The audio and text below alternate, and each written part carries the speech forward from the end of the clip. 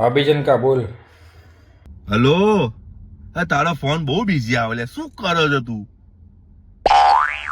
અરે ક્યાંય યાર, પેલી મારી ફ્રેન્ડ નહીં, એના જોડે વાતો કરતો હતો. પેલી ઇન્સ્ટાગ્રામ વાળી? હા, ઇન્સ્ટાગ્રામ વાળી. હા હા, મને કે યાર હું તમને બહુ લાઈક કરું છું. મેર પડી ગયો મારા ભાઈનો. તે શું કીધું?